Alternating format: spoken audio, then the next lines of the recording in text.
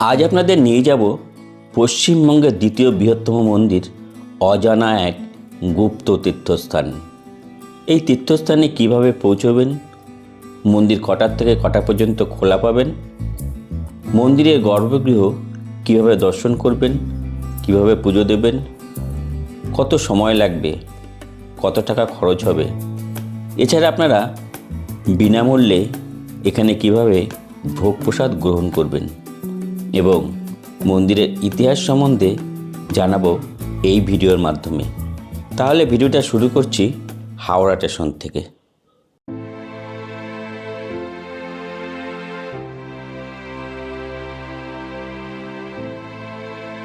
নমস্কার বন্ধুরা, সবাই কেমন আছেন? আশা করি সবাই ভালো আছেন। আজকে এই মুহূর্তে রয়েছে হাওড়া স্টেশনের বাইরে এখন, আর আজকে আমাদের গন্তব্যস্থল ব্রহ্মদত্ত ধাম। আমাদের ট্রেন রয়েছে 9:40-এ। তো আমরা এখন যাব হাওড়া স্টেশনের ভিতরে। তা হাওড়া স্টেশনের ভিতরে গিয়ে আমরা কিভাবে যাচ্ছি, কিভাবে ব্রহ্মদত্ত ধাম পৌঁছচ্ছি, থাকছে আজকের ভিডিওতে সম্পূর্ণ তথ্য। তাহলে ভিডিওটা দেখতে থাকুন।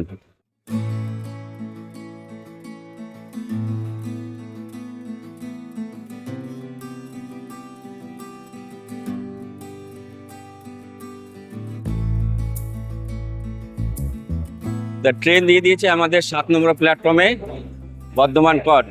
তা উঠে বললাম বর্ধমান কট, আর এর 10 মিনিট পরে আবার রয়েছে বারুইপাড়া লোকাল। তা এখন 9:32 ট্রেন আমাদের ছাড়লো হাওড়া স্টেশন থেকে।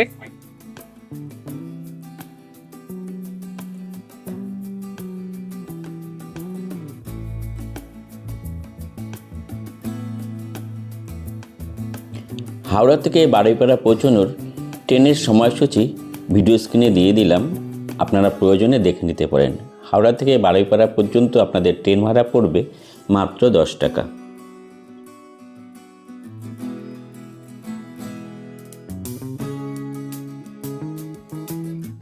হাওড়া থেকে বারুইপাড়া পৌঁছতে সময় লাগতে পারে 35 মিনিটের মতো।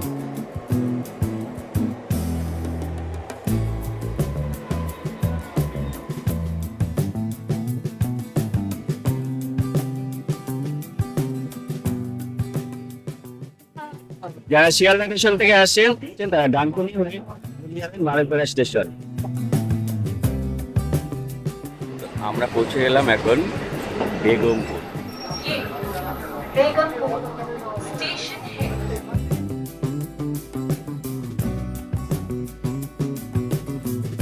আমরা এখন পৌঁছে গেলাম বারুইপাড়া স্টেশনের ঠিক আগের স্টেশন বেগমপুর। আর এই বেগমপুর স্টেশনটা আপনারা মনে রাখবেন যে ঠিক বারুইপাড়া স্টেশনের আগের স্টেশন হলো বেগমপুর, আর তারপরে স্টেশনেই নামতে হবে। ট্রেন আমাদের ছেড়ে দিল, এখন টাইম হলো 10:13।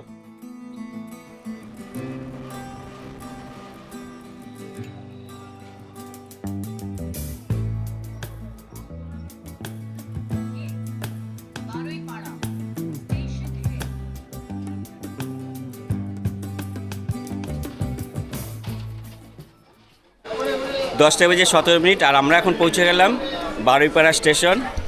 এই হলো, আর এই ট্রেন কিন্তু চলে যাচ্ছে ট্রেনের গন্তব্যস্থলের দিকে।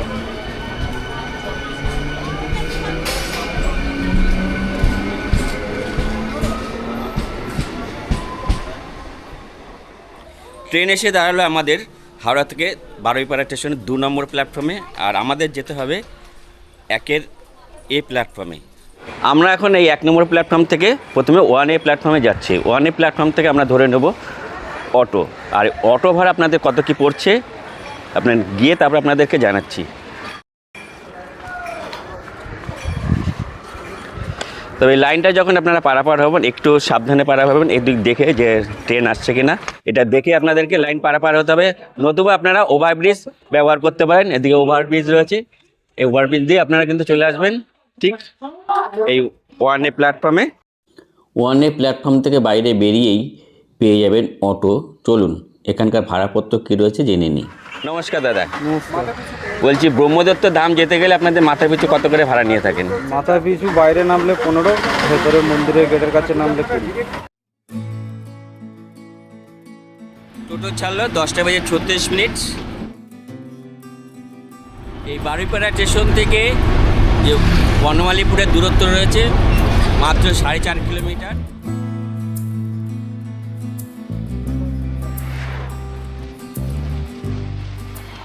বনমালীপুর অটো করে পৌঁছতে সময় লাগলো 12 মিনিট।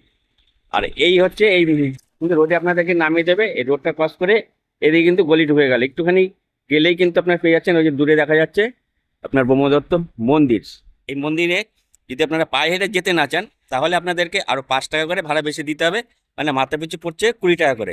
তবে আমরা পায়ে হেঁটে যাচ্ছি না, আমরা একদম গাড়ি করে চলে যাচ্ছি। তো চলুন।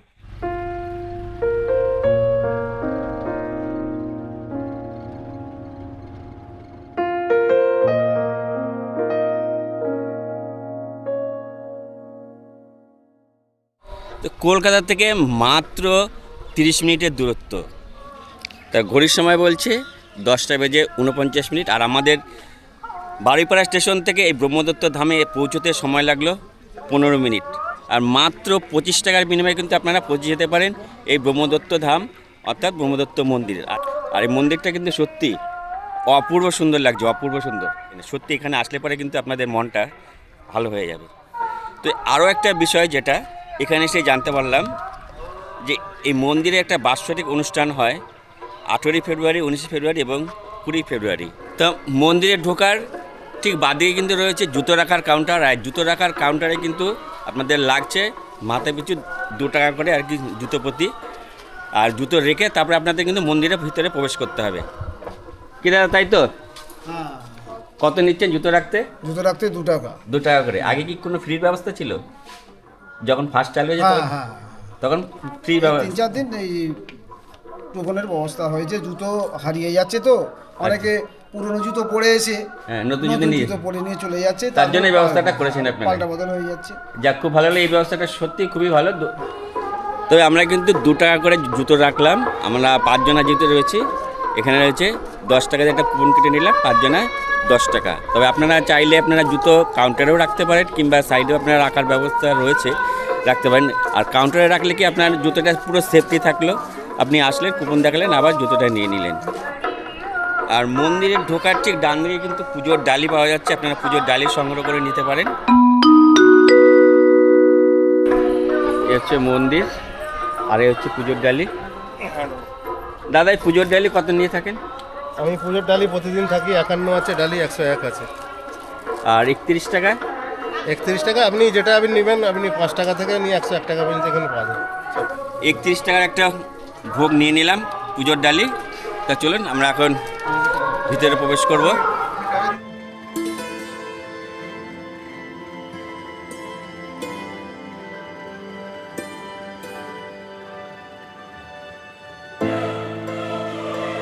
মন্দিরের দুপাশেই এরকম কিন্তু 2টো বাতিস্তম্ভ আছে, বেশ সুন্দর। যখন সন্ধ্যাবেলা লাইট জ্বলবে তখন এই বাতিস্তম্ভটি অপূর্ব সুন্দর লাগবে দেখতে। উফ, কি অপূর্ব সুন্দর! 200 একর জমির উপর তৈরি হয়েছে পশ্চিমবঙ্গের হুগলি জেলায় বনমালীপুরে দ্বিতীয় বৃহত্তম মন্দির এই ব্রহ্মদত্ত ধাম। সত্যি দেখে মুগ্ধ হয়ে গেলাম। সত্যি এই ব্রহ্মদত্ত ধামে এসে সত্যি মনটা একদম ভালো হয়ে গেল।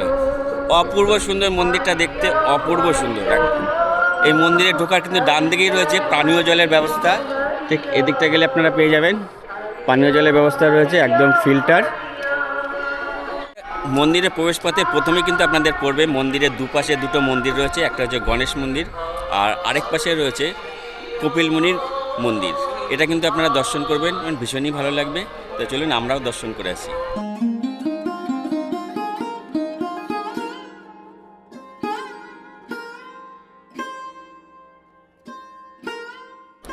তো চলুন এখন মন্দিরের ভিতরটা প্রবেশ করি। তবে আরেকটা বিষয়, যেখানে এখানে আপনারা মন্দিরে ফটো তোলা কোনো নিষেধ নেই, মন্দিরের সমস্ত জায়গায় ফটো তুলতে পারবেন। তবে একটা জিনিস আপনারা মাথায় রাখবেন, যে ঠাকুরকে পিছনে রেখে কিন্তু আপনারা কোনো ফটো কিংবা সেলফি তুলবেন না, এইটা নিষেধ রয়েছে। আর এটা কখনো করাও উচিত নয়। প্রবেশপথ দিয়ে ধীরে ধীরে এগিয়ে চললাম মন্দিরের গর্ভগৃহের দিকে।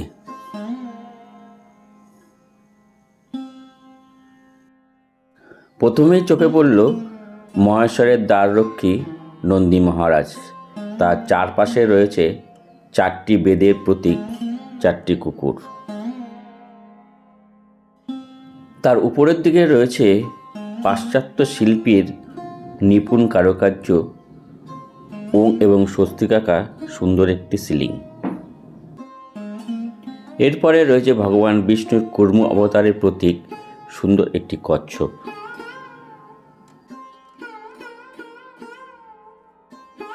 ধীরে ধীরে এগিয়ে চললাম মন্দিরের গর্ভগৃহের দিকে। মন্দিরে প্রবেশ করে ভগবানকে শ্রদ্ধা জানানোর জন্য আগে ঘন্টা বাজাতে হয়, তার জন্য তো চলুন আগে ঘন্টা বাজিয়ে তারপরে মন্দিরের দেবতাকে দর্শন করব।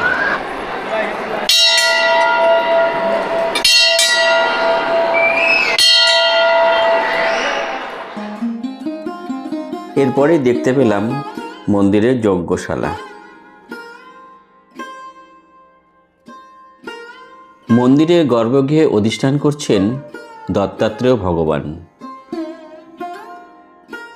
এই দত্তাত্রেয় ভগবান হল ব্রহ্মা বিষ্ণু মহেশ্বরের সম্মিলিত রূপ।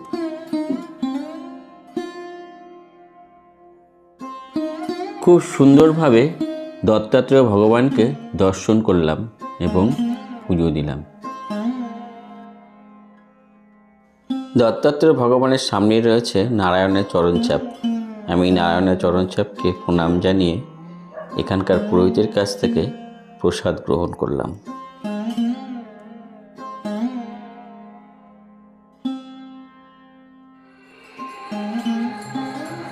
এই ব্রহ্মদত্ত ধামে নির্মাণ কাজ শুরু হয়েছিল 2015 সালে। এই মন্দিরটির প্রতিষ্ঠাতার উদ্যোগ নেন পুনের সদ্গুরু নারায়ণ মহারাজ, যিনি ভারতের চারদিকে 4টি দত্তধাম নির্মাণের পরিকল্পনা করেছিলেন। প্রথম ধাম হল শিবদত্ত ধাম, মধ্যপ্রদেশে অবস্থিত। দ্বিতীয় ধাম অনুসূয়া দত্ত ধাম, কন্যাকুমারীতে অবস্থিত। আর তৃতীয় ধাম হল ব্রহ্মদত্ত ধাম, কলকাতার থেকে মাত্র 30 মিনিটের দূরে হুগলি জেলায় বনমালীপুরে অবস্থিত। আর চতুর্থ ধাম হল অত্রিদত্ত ধাম, যা উত্তরাখণ্ডে অবস্থিত।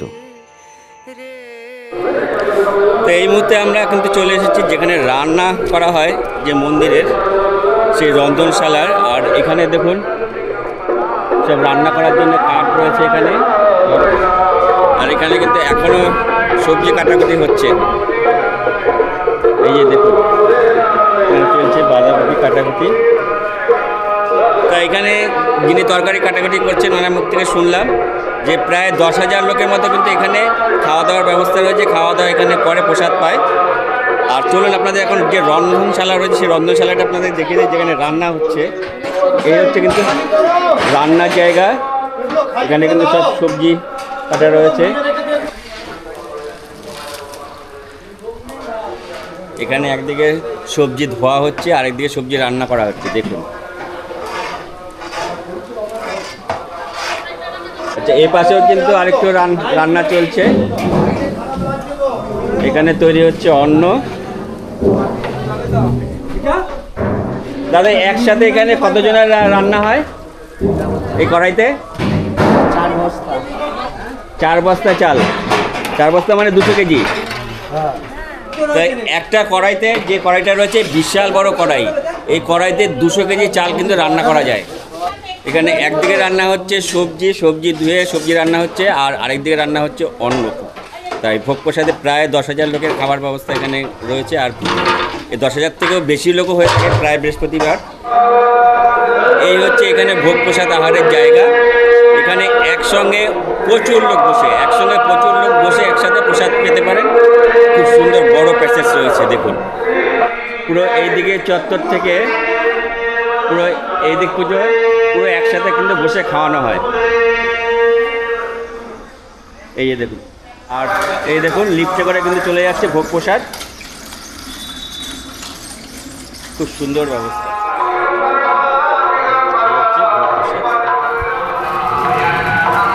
চলে আসছে সবজি।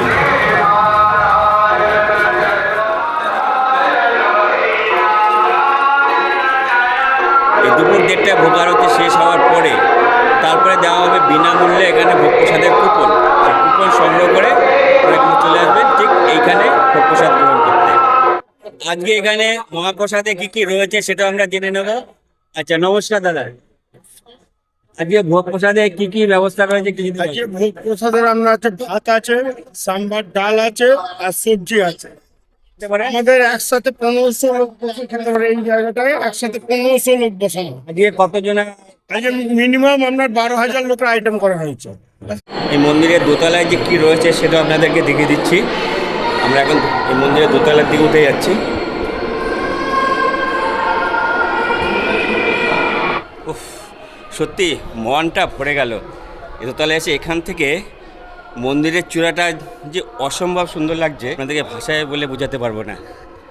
দেখুন, সত্যি খুব সুন্দর লাগছে।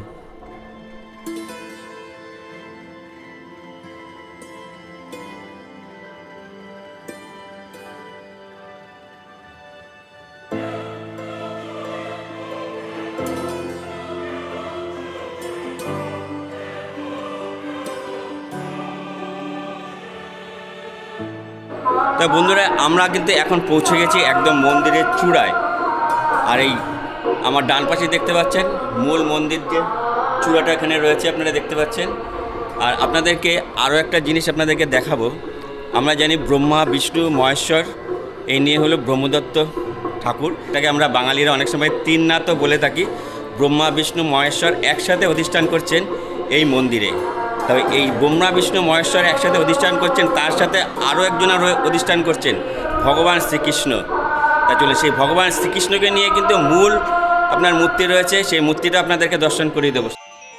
এই মন্দিরের আরও একটি বৈশিষ্ট্য হলো সবার নিচে প্রথমে রয়েছে মহেশ্বর অর্থাৎ শিব, তারপর বিষ্ণু অবতার এবং সবার উপরের তলায় রয়েছে ব্রহ্মা।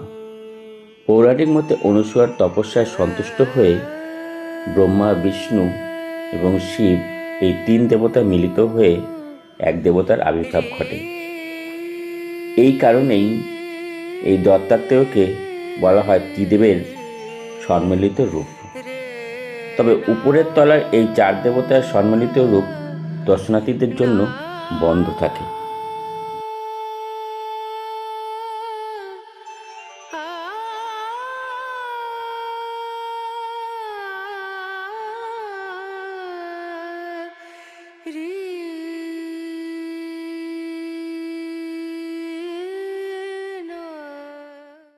খুব সুন্দরভাবে এই ব্রহ্মদত্ত ঠাকুরকে আমরা দর্শন করলাম। আর এরপরে এই মন্দিরে আরও কী কী রয়েছে সেই সমস্ত জায়গাগুলো চলুন আপনাদেরকে ঘুরে দেখাই।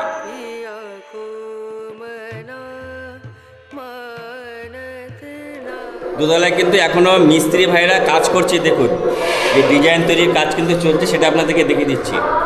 এই দেখুন, মিস্ত্রি ভাইরা কিন্তু কাজ করছে দিনরাত অক্লান্ত পরিশ্রম করে। এই খুব সুন্দর এই টেরাকোটার ডিজাইন কিন্তু নিজেরা হাতে তৈরি করছেন। দেখুন কত সুন্দরভাবে ডিজাইন তৈরি করছে।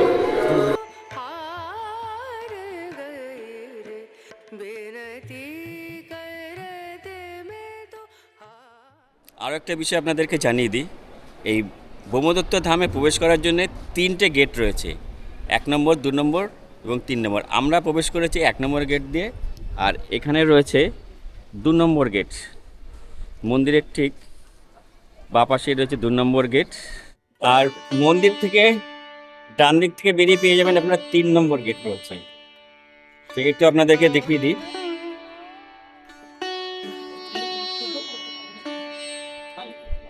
তবে মন্দির চত্বর কিন্তু অপূর্ব সুন্দর, অপূর্ব।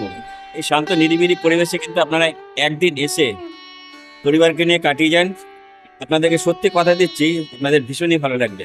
মন্দিরে ব্রহ্মদত্ত ঠাকুরকে সামনে রেখে যদি আপনারা ডান দিকে এগিয়ে যান, ডান দিকে পেয়ে যাবেন এখানে রয়েছে 3 নম্বর গেট। তবে 3 নম্বর গেট আজকে দেখছি বন্ধ রয়েছে। তবে এখানে দেখুন সবাই বাড়ির থেকে টিফিন নিয়ে এসছে, শুকনো খাবার এখানে বসে কিন্তু টিফিন করছে। তবে যারা যারা ভিডিওটা দেখছেন, আপনাদের কাছে কিন্তু একটা বিশেষ বিনীত নিবেদন, আর এখানে এসে কিন্তু কেউ এই মন্দির প্রাঙ্গণে কিন্তু কেউ নোংরা করবেন না। আপনারা বিস্কুট শুকনো খাবার যা খান, আপনাদেরকে মাথায় রাখতে হবে এই জায়গাগুলো কিন্তু সবসময়ের জন্য পরিষ্কার রাখতে হবে। এদিকে রয়েছে 2 নম্বর গেট। আর এই মন্দির থেকে নিচে নেমে এসে আপনার এরকম একটি রাস্তা রয়েছে শিব মন্দিরে যাওয়ার জন্যে। তাই শিব মন্দিরে যাওয়ার জন্য কিন্তু আপনারা 3 নম্বর গেটে ওদের থেকেও প্রবেশ করতে পারেন কিংবা 2 নম্বর গেট থেকে প্রবেশ করতে পারেন। তো চলুন, যে মহাদেব রয়েছে শিব মন্দির সেটা আমরা দর্শন করে আসি। এই হচ্ছে শিব মন্দির যাওয়ার যে রাস্তা। মূল মন্দিরের ওপর থেকে এই সিঁড়িটি নেমে এসছে মহাদেবের মন্দিরে যাওয়ার জন্য। এদিক থেকেও আপনারা মহাদেবের মন্দির যেতে পারেন।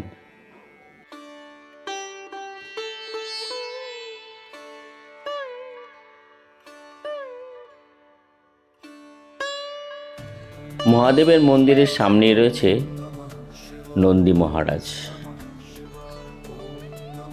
নন্দী মহারাজকে প্রণাম জানিয়ে মহাদেব দর্শনের অনুমতি চেয়ে নিলাম, কেননা এই নন্দী মহারাজ হলেন মহাদেবের দ্বাররক্ষী।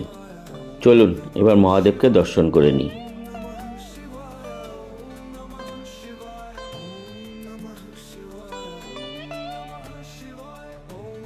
পুরোহিত মশাই আমাকে কপালে টিকা পরিয়ে দিলেন। দেখুন, মহাদেব সর্বশ্রেষ্ঠ, মহাদেবই সর্বশ্রেষ্ঠ। আচ্ছা, গুরুদেবের নামটা একটু বলেন। দত্তগুরু ভগবান নারায়ণ মহারাজ। এই ব্রহ্মদত্ত ধামে একসাথে অধিষ্ঠান করছেন ব্রহ্মা, বিষ্ণু এবং মহেশ্বর।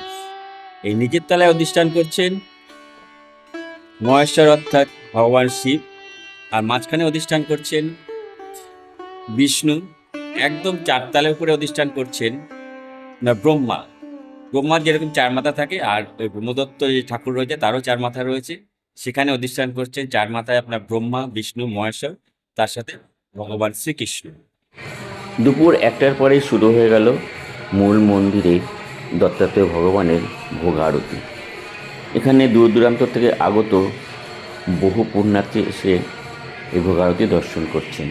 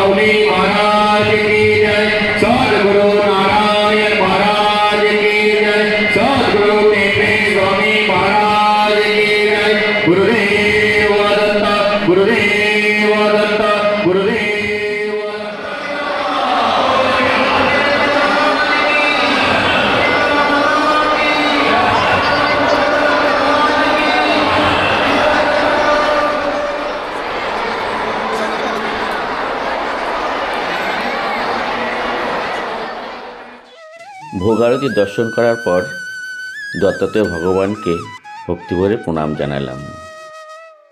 মনে রাখবেন, একমাত্র এই বৃহস্পতিবার এখানে ফ্রি প্রসাদের ব্যবস্থা রয়েছে। এখন আমরা যাচ্ছি ফ্রি কুপন সংগ্রহ করতে। ভোগ আরতি শেষ হলো, এখন কিন্তু ফ্রিতে কুপন দেওয়া হবে। সবাই কিন্তু লাইন দিয়ে দিচ্ছে।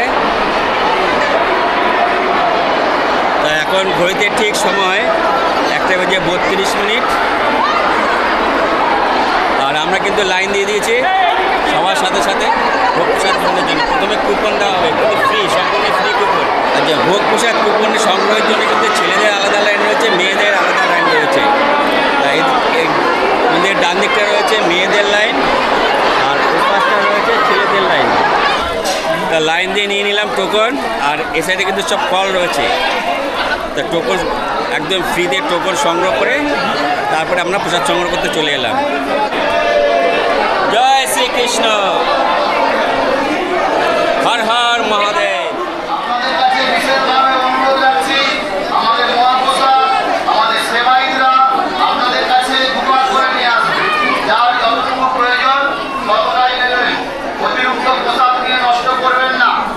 বসে পড়লাম প্রসাদ গ্রহণের জন্য। দেওয়া হচ্ছে জলের বোতল। এই যে জলের বোতল কিনে দিল, বেশ সুন্দর ব্যবস্থা।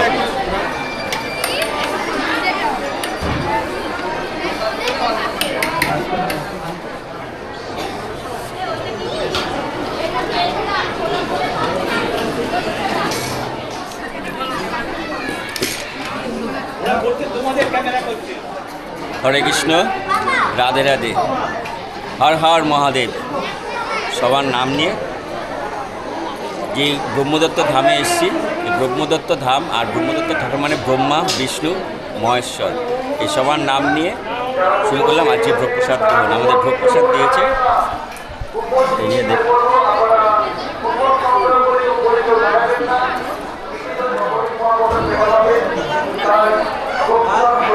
প্রসাদের জন্য লাইন দেখুন। সে প্রসাদের জায়গার থেকে 2 নম্বর গেট থেকে চলে এসেছে 3 নম্বর গেট। এটা দেখুন, লাইন দেখুন একবার।